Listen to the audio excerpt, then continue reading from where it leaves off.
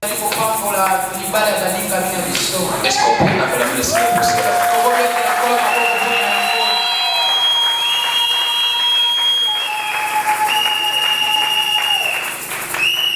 Alors, à cela, avant qu'on puisse passer à ce que nous allons faire pendant le mois de mariage, comme c'est un culte, nous allons finir d'abord la partie culte et nous allons passer à la bénédiction. Alors, pendant que j'étais déjà en train de prêcher, si les mariés viennent, ils attendent jusqu'à la fin de ma prédication. Ils n'entrent pas à l'église. Il reste dehors. Amen. Parce que la parole de Dieu est au-dessus du mariage. Et puis je voudrais, avant la bénédiction proprement dite, ici je voudrais m'assurer que les parents des mariés sont là. Et tous ceux qui avaient représenté le mariage sont aussi là, parce que s'ils ne sont pas là, je ne bénis pas le mariage. Et pendant que je serai en train de prêcher, que les familles se prennent en charge pour que ceux qui avaient engagé le mariage, les gens qui ont allé déposer la dot, et les personnes qui ont reçu la dot, doivent venir témoigner devant l'église. Au cas contraire, le mariage sera repoussé à la date ultérieure. Donc, si la famille de l'homme et de la femme sont ici, appelez ceux qui avaient engagé le mariage qui soient physiquement présents dans ces cultes.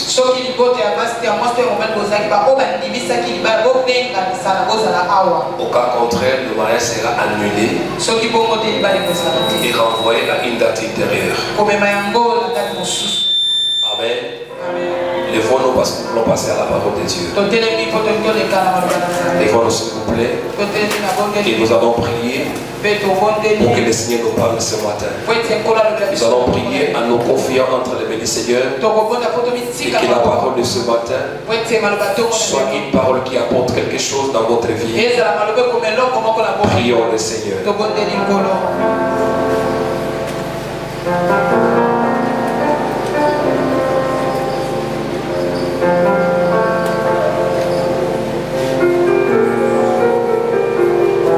Seigneur, nous te prions afin que tu nous parles ce matin. Nous confions à toi, le Dieu qui parle, afin que toi qui sais mieux parler que les hommes, tu nous parles cet avant-midi. Nous nous recommandons à toi, Seigneur, parce que nous savons que c'est toi qui parles mieux que les hommes. Seigneur, sois avec nous pendant ces moments. Édifie-nous. Fortifie-nous par ta parole. Seigneur, nous sommes reconnaissants de tout ce que tu as fait pour nous tout au long de l'année 2025. Nous voici au dernier dimanche de l'année. Et Seigneur, nous te supplions afin que tu viennes encore nous faire du bien au travers de cette parole. Que tout ce peuple qui est venu enseigner soit touché et transformé par ta parole. Laisse que ton onction nous accompagne et que tes anges soient au milieu de nous afin d'assurer la protection de cette parole. Renouvelle en nous, Seigneur, une bonne disposition, un entendement nouveau, des pensées positives et une foi aiguisée. Que nous puissions mettre foi à la parole qui sera annoncée cet avant-midi. Au nom de Jésus. Amen. Nous allons rester debout, nous allons lire Ésaïe chapitre 38, verset 1 à 8 et Lamentation chapitre 3, verset 22 à 23. Ésaïe 38, verset 1 à 8, je lis au nom de Jésus. Amen. En ce temps-là, Ézéchias fut malade à la mort. Le prophète Ésaïe fils d'Amnon vint auprès de lui et lui dit: Ainsi parle l'Éternel, donne tes ordres à ta maison, car tu vas mourir et tu ne vivras plus. Ézéchias tourna son visage contre les murs. Et il fit cette prière à l'Éternel. Oh Éternel, souviens-toi que j'ai marché devant ta face avec fidélité et intégrité de cœur. Et que j'ai fait ce qui est bien à tes yeux. Et Ézéchias répandit d'abondantes larmes. Puis la parole de l'Éternel fut adressée à Isaïe en ces mots. Va et dis à Ézéchias, ainsi parle l'Éternel, le Dieu de David, ton père. J'ai entendu ta prière et j'ai vu tes larmes. Voici, j'ajouterai à tes jours 15 années. Merci. Veuillez vous asseoir. Et on acclame très fort pour la parole de Dieu. Lamentation chapitre 3, versets 22 à 23. Les bontés de l'Éternel ne sont pas épuisées. Ses compassions ne sont pas à leur terme. Elles se renouvellent chaque matin. Oh, que ta fidélité est grande. Merci, que le Seigneur vous bénisse.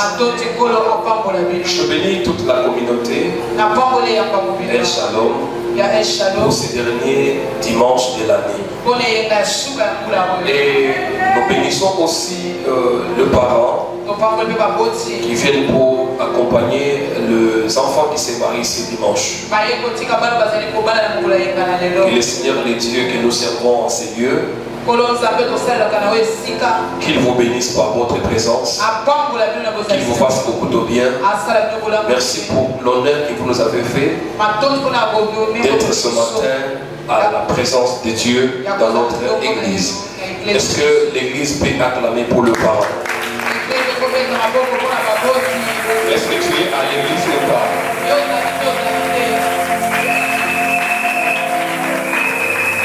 Nous savons que nous sommes déjà à la fin de l'année. Il y a des gens qui se sont préparés pour le fête. Il y a des gens qui attendent 2026. Il y a des gens qui sont sûrs qu'ils vont entrer en 2026. Moi aussi, je suis sûr que je vais entrer en 2026. Alors, le Seigneur m'envoie avec un message particulier ce matin, qui est en réalité une interpellation. Aujourd'hui, nous ne prêchons pas l'amour, mais nous prêchons autre chose. Le thème de ce matin est intitulé « Sais-tu pourquoi Dieu t'a laissé vivre jusqu'à la fin de cette année ?» Sais-tu pourquoi Dieu t'a laissé en vie jusqu'à la fin de cette année? C'est un terme sous forme d'une interrogation. Parce qu'arrivé à la fin de l'année n'est jamais un fait banal. C'est-à-dire que lorsque tu arrives à la fin d'une année, tu ne vas pas trouver comme quelque chose de hasard. Parce que plusieurs ont commencé l'année avec nous. Certains étaient plus forts que nous. Certains étaient plus riches que nous. D'autres étaient plus jeunes que nous. Mais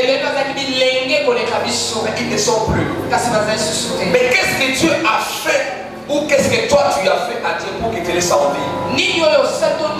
Parce que les hommes riches sont morts cette année. Peut-être que les gens qui étaient proches de toi sont morts cette année. Peut-être un ami à toi a perdu la vie cette année. Peut-être un membre de famille a perdu la vie cette année. La question qu'on peut se poser ce matin, pourquoi ce n'était pas toi? Pourquoi toi Dieu t'a laissé en vie?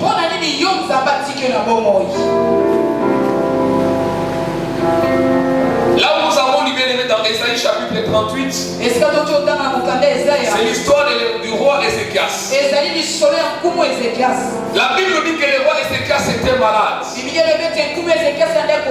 Dieu envoie le prophète Esaïe pour aller lui dire que la maladie dont elle souffre, elle ne va pas guérir de cette maladie-là.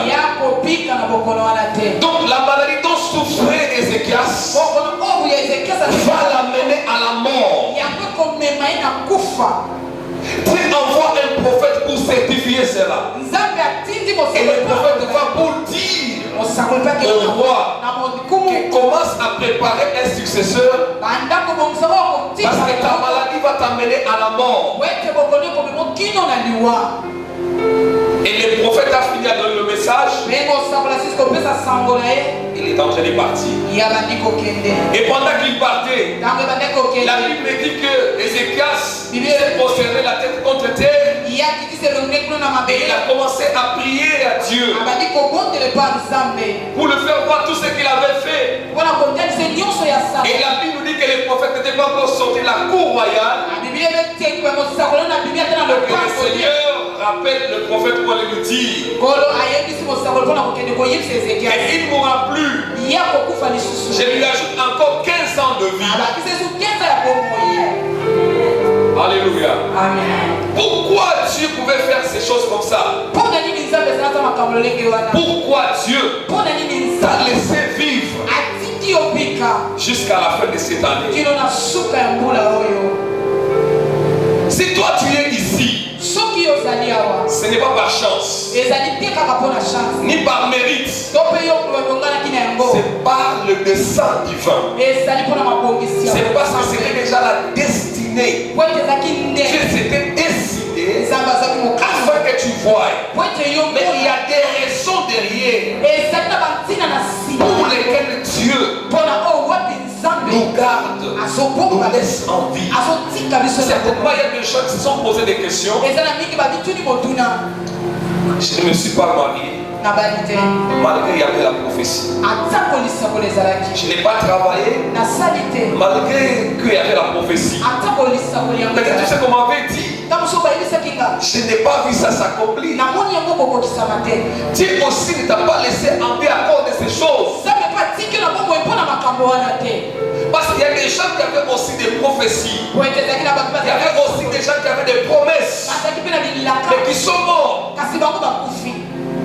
Les enfants d'Israël, lorsqu'ils sortirent d'Égypte, Dieu l'avait dit que la destination finale c'est la terre promise. Mais vous remarquerez avec moi que pendant le chemin, il y a des ceux-là qui sont morts.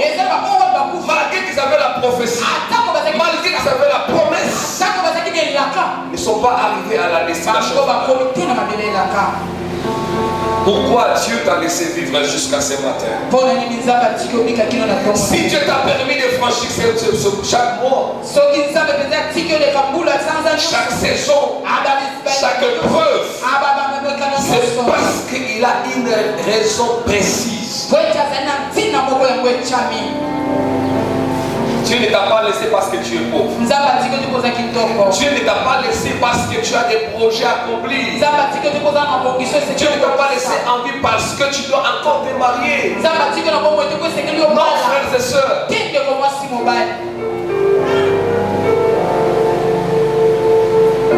Quand Dieu garde une personne, il y a quelque chose, il y a toujours des raisons. Dieu a tué toute l'humanité. Mais il a laissé Noé avec sa famille en vie. Ce n'était pas par plaisir. Parce que Dieu savait qu'au travers de Noé, j'épargne Noé. Parce qu'au travers de lui, je vais encore reconstruire le monde.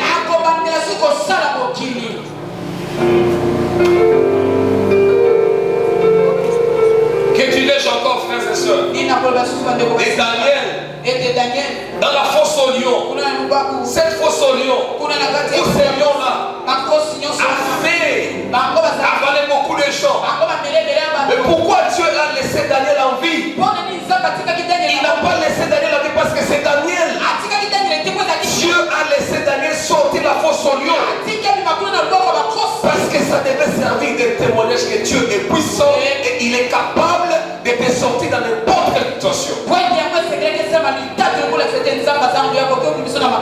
je prie ce matin, dans n'importe quelle situation tu te trouves, que le Seigneur étende sa main puissante, que le Seigneur étende sa main agissante, afin qu'il te sorte de n'importe quelle situation. Toi qui étais malade cette année, comme la maladie t'a pas monté, c'est qu'il y a une raison pour laquelle Dieu n'a pas voulu que cette maladie t'emporte. Et tu es d'accord avec moi, acclame fort le Seigneur. Mais dirons-nous encore de Moïse? Cet homme de Moïse en ta bébé, il est passé par les eaux du Nil dans une caisse. Malgré tout ça, Dieu ne l'a pas laissé périr, frère. Il est allé même grandir dans la maison de la personne qui cherchait à tuer tous les nouveaux-nés. Il a grandi dans la maison des pharaons. Et nous savons tous que les pharaons cherchaient à tuer tous les enfants mâles. Mais Moïse a grandi dans la maison des pharaons. Pourquoi? Dieu savait qu'un jour sera lui le libérateur. Dieu t'a laissé en vie parce qu'il y a une raison derrière. Est-ce que tu peux acclamer? Que Dieu ait mangé ou pas, que Dieu te donne du travail ou pas, mais il y a une raison spéciale pour laquelle le Seigneur a laissé ton mari en vie. Il y a une raison spéciale pour laquelle Dieu a laissé tes enfants en vie. Il y a une raison spéciale pour laquelle Dieu laissé en vie, t'a laissé en vie. Si tu crois qu'il y a une raison spéciale pour laquelle Dieu t'a laissé en vie, lève-toi et acclame le Seigneur. Lève-toi et acclame le Seigneur.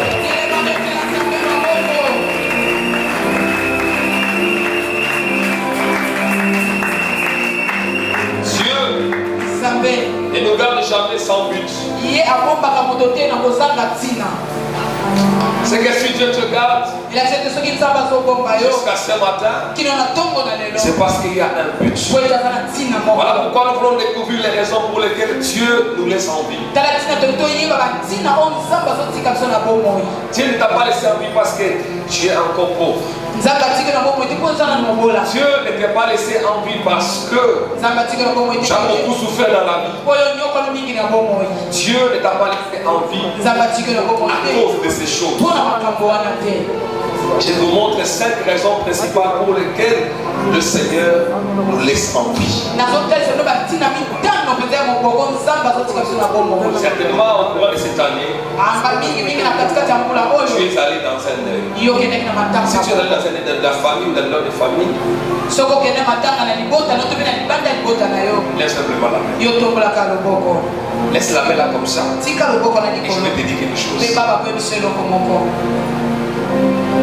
Alors, il faut que nous avons aussi là. Ok, d'accord, matanga ya motu. Ya moninga tu ya ndeko. Soki okendaki matanga, tya loboko ndenge na chibo likolo. Tika ngana mpe likolo. Motuna na ngai ezali mpo na nini ezalaki yo te. Ezalaki moto okendaki koakompagne na lilita.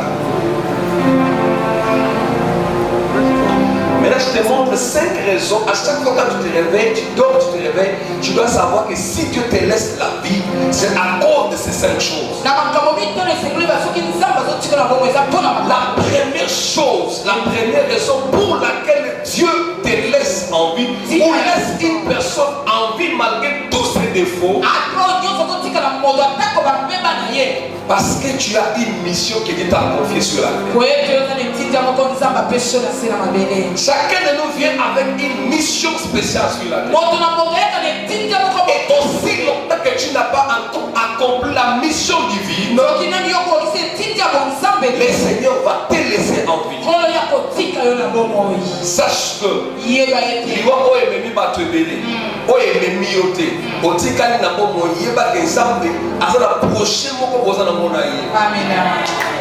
si Dieu t'a laissé en vie, c'est parce qu'il a une mission spéciale avec toi. C'est pour que tu réfléchisses que tu as une mission.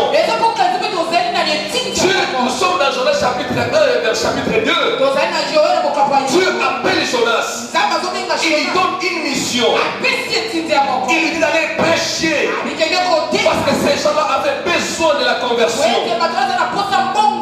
Mais Jonas fait autre chose. Il désobéit à Dieu. Jusqu'à demander la mort. Parce que lorsqu'il a eu trouble dans le bateau, Jonas a demandé qu'on le prenne et qu'on le jette dans la mer. On a pris Jonas, on l'a jeté dans la mer. Et la Bible me dit que le Seigneur a envoyé un gros poisson. Et ce gros poisson a avalé Jonas. Et Jonas a fait 3 jours dans le ventre du poisson. Il n'est pas mort. Pourquoi? Il avait encore une mission qui lui a été confiée. Frères, sœurs, dès qu'on profite, vous avez la mission pour ça, aussi longtemps qu'il va accomplir à monter, attends donc il y a ça va vous permettre de donc il y a attends tu vas s'attendre à ce que l'ikita pour passer dans ma paix parce que si mayote parce que tu as une mission accomplie au nom de l'Éternel. Attends aux maman, attends aux frères, laisse-moi te dire, tu as une mission que tu as une mission pour laquelle le Seigneur t'a envoyé sur la terre. Tu n'as pas permis que Moïse meure parce que selon la destinée, c'est lui que le Seigneur allait utiliser pour la libération des enfants d'Israël. Je prie Dieu au-delà de la souffrance, au-delà de ta maladie. Ces maladies ne t'emporteront pas aussi longtemps que tu n'as pas accompli la mission de Dieu. Aussi longtemps que tu n'as pas encore fait grandir tes enfants. Aussi longtemps que tu n'auras pas mis la stabilité dans ta maison. Dieu ne va jamais permettre que la mort t'emporte. Acclame très fort le Seigneur. Chaque année est un chapitre. Chaque année c'est un chapitre. Et si tu es encore en vie, c'est que ton livre n'est pas encore terminé. Ton livre n'est pas encore terminé. Ta vie, Dieu est en train de la écrire comme un livre. Tu ne mourras pas aussi longtemps que ton livre n'est pas arrivé au bout. Pas seulement que ton livre n'est pas au bout. Nous n'avons pas encore lu ton livre. Ta vie n'a pas encore enseigné. Aussi longtemps que tu n'es pas encore un enseignement pour les autres, le Seigneur te gardera en vie. Si tu crois à cela, acclame fort le Seigneur. Acclame très fort le Seigneur. La première raison, Dieu nous laisse vivre pour qu'on réfléchisse de sa mission envers nous.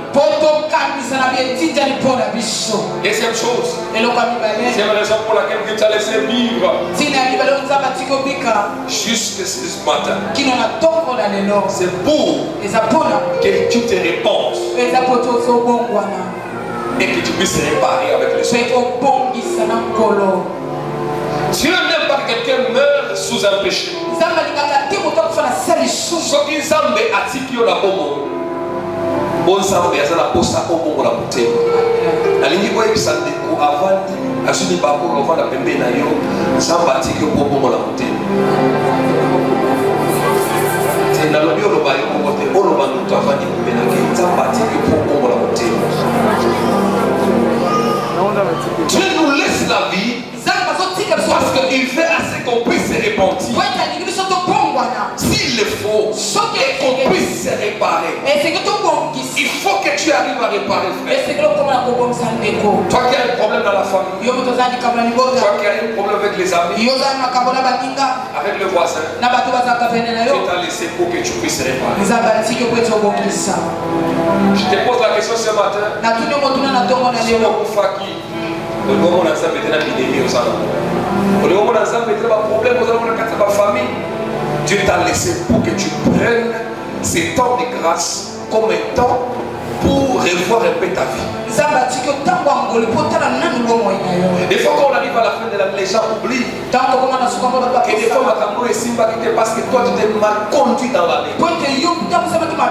Les promesses de Dieu ne tombent pas. Mais la manière dont tu as vécu avec le Seigneur, la manière dont tu as fait ta vie, est-ce que cela a plu à Dieu? Est-ce que ta manière de vivre au quotidien, ta manière de vivre dans ton foyer, ta manière de vivre dans la famille, ta manière de faire la vie avec le gens, est-ce que cela plaît-il à Dieu? Mais si tu es ressemblé, prends ce temps de grâce pour te repentir, pour te réparer avec les autres.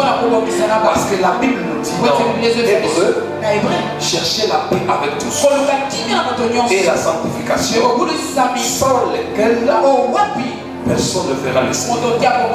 Frères et sœurs, chacun ne connaît pas les jours des morts.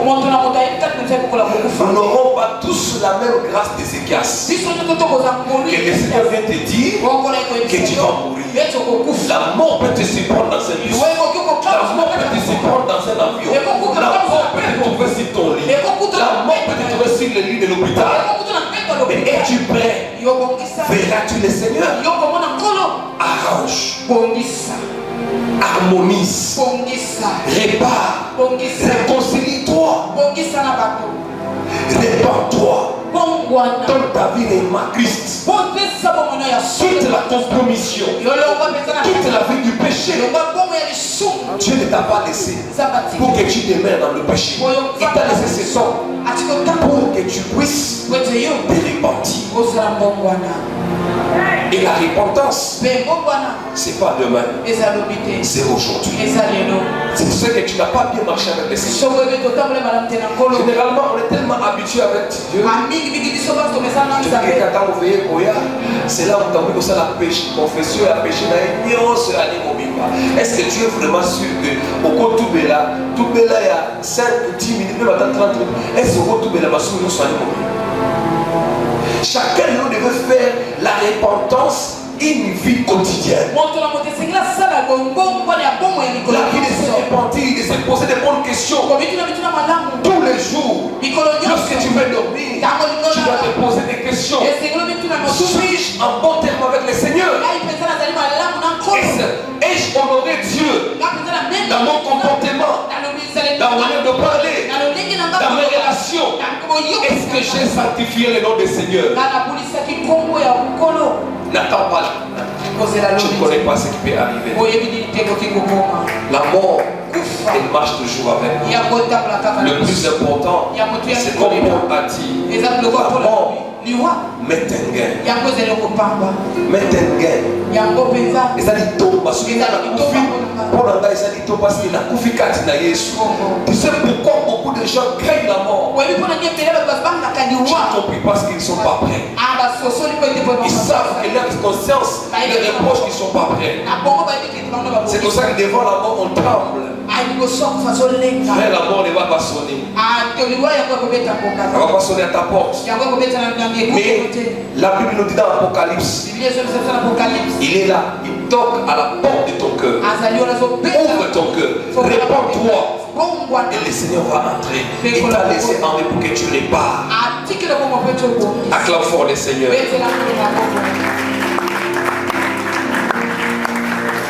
La troisième chose et la troisième raison pour laquelle Dieu nous laisse en vie, c'est pour que tu témoignes de sa fidélité. C'est vrai, tu as passé des moments de troubles, des moments de souffrance. Mais ces souffrances et troubles, cela ne t'a pas tué. Parce qu'au travers de cela, tu vas se servir pour un grand témoignage.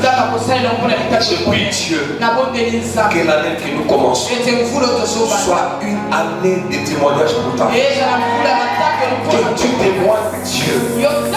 Que tu bénisses le nom de Dieu parce qu'il t'a visité. Dieu t'a laissé en vie. Parce qu'il y a encore des choses qui vont accomplir. Que cela va amener un témoignage. Aujourd'hui nous parlons d'Ézéchias. Dieu s'était décidé. Mais après il a vu que au travers Et ce que je veux faire, il y aura un témoignage. Ce que tu n'as pas vu hier, Dieu fera en sorte que tu le vois demain. Et dis, mais Seigneur, même si tu n'as pas acheté un véhicule, même si tu n'as pas acheté des amis, et sache qu'un jour, Dieu prépare un témoignage pour toi. Sache qu'un jour, une saison arrivera où tu vas sécher tes larmes. Mais c'est d'abord ce moment. Comprends que si Dieu t'a laissé en vie, il y a un témoignage qui veut faire avec toi. Ne te décourage pas. Ne renonce pas. Continue à espérer. Continue à faire foi en Dieu. C'est Dieu-là, il ne déçoit jamais. Est-ce que tu peux acclamer le Seigneur? Sache que tu es un témoin vivant. Que Dieu a sauvé, que Dieu a guéri, que Dieu a restauré, que Dieu soutient. Déco, je commence à bâtir en vie. À un témoignage pour Batman. Aïe que vie n'a pas de passer. Vie n'a pas de batomi. L'homme va mettre dans sa mémoire. L'homme va mettre dans sa mémoire. À ça, la capona bateau. Yo kanaka mutema, c'est la danse. Il t'a pas laissé en vie pour rien. Il sait que tu as souffert. Il sait que tu as traversé une année difficile. Je sais cela. Mais ton temps de témoigner va aussi arriver bientôt. Si tu le crois, acclame fort le Seigneur. Si tu le crois, acclame fort le Seigneur. Et la dernière raison pourquoi Dieu t'a laissé en vie jusqu'à la fin de cette année, c'est pour que tu le serves davantage. Nous sommes des serviteurs de Dieu d'une manière ou d'une autre. Sache aujourd'hui,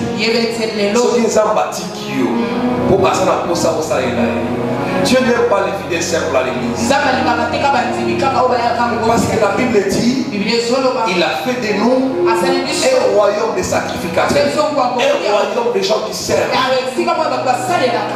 Toute l'année, as-tu servi le Seigneur? Et ça va nous battre dans la église, à ce moment Zambé a besoin de continuer sur la sala. Et je fais cette annonce pour que l'année qui va commencer, que chacun de vous trouve un service à rendre à Dieu à l'église. Même ceux qui sont venus comme invités dans vos églises, trouvez quelque chose à faire pour Dieu. Dieu nous laisse en vie.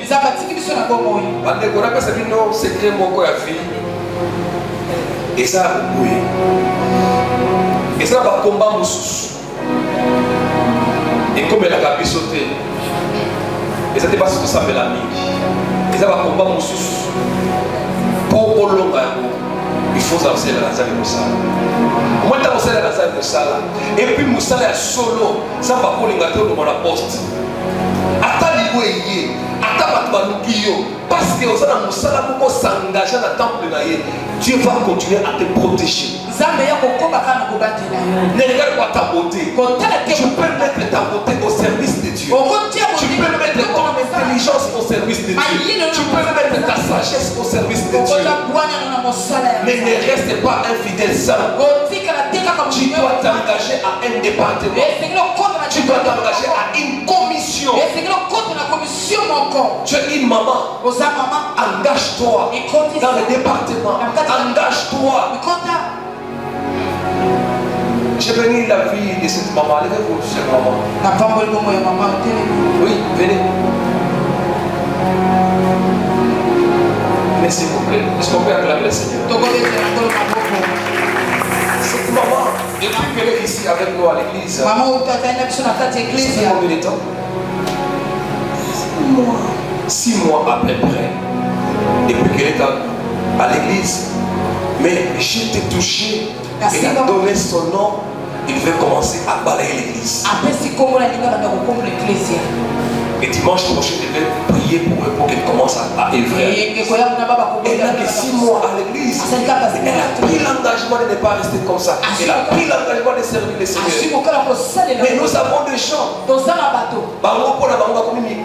Service. Merci beaucoup, maman. Que Dieu vous bénisse. 6 mois, elle a pris l'engagement de venir balayer l'église, sortir l'église, mettre la propriété à l'église. Mais il y a des gens qui viennent ici. Il y a des gens qui ont vu cette église nette, qui grandissent avec l'église, mais qui ne font rien.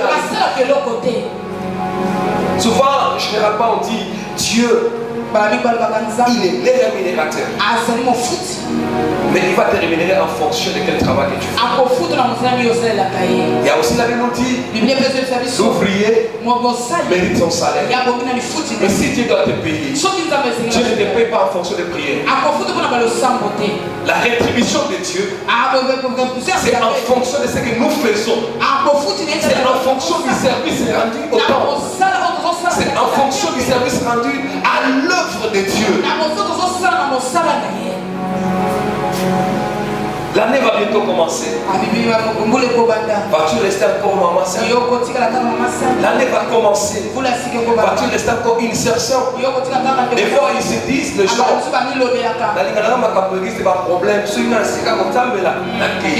c'est comme ça que nous passons à côté de certaines bénédictions liées à l'œuvre de Dieu. Il y a certaines bénédictions que tu vas recevoir, c'est seulement lié à l'œuvre de Dieu. Ne restez pas de frères saints. Ne restez pas de jeunes sans service à l'église. Des fois ça me fait mal. Vous avez des amis des mêmes âges que vous qui prient quelque part. Ils sont engagés à leur église. Ils travaillent à leur église. Ils finissent leur église. Et puis ils s'occupent de l'amitié. Mais vous êtes amis. Et dans votre église vous ne faites rien. Servez le Seigneur. Servez pendant que vous êtes encore trop jeunes. Trouvez quelque chose à faire à l'église. À l'église, il y a beaucoup de choses à faire. Dieu nous laisse la vie parce qu'il veut qu'on les serve. L'année va commencer. Ma maman bazonga, ma soeur bazonga, ma intercesseur bazonga, ma musicien bazonga, ma chanteur bazonga, tout bazala qui nous sert ensemble depuis l'église et bandit. Que chacun retourne à son travail. Et ça veut dire que nous avons épargné quand on pose la modération de l'église. Qui va mourir ça, mais tu prends un gros risque d'abandonner l'œuvre de Dieu. N'abandonne pas l'œuvre de Dieu. L'œuvre de Dieu bénit. Et l'œuvre de Dieu protège. Amen. Acclame fort le Seigneur. Et dans ces services-là que tu fais, le Seigneur veut que tu fasses plus. Plus pour lui. Aujourd'hui, nous voyons les gens qui se donnent plus à leur travail, à leur foyer, à leurs activités. Ils abandonnent l'église, ils abandonnent l'œuvre de Dieu, ils abandonnent les commissions. Les commissions dans nos églises, elles meurent. Mais les gens sont là parce qu'ils sont plus occupés dans leur foyer, ils sont plus occupés dans leurs affaires. Frères et sœurs, occupez-vous de l'œuvre de Dieu. Faites plus. Aimez Dieu plus. Aimez Dieu plus. Donnez-vous plus à Dieu. Bâtissez quelque chose pour Dieu. Bâtissez quelque chose pour Dieu. Il y a une sœur qui est au milieu de nous. Certainement, lorsque je t'entends parler, il va se reconnaître. J'ai commencé à dire que je vis un moment où tu as négligé l'œuvre de Dieu. À chaque fois que je lui parlais, elle ne prenait pas ça au sérieux. Mais un jour,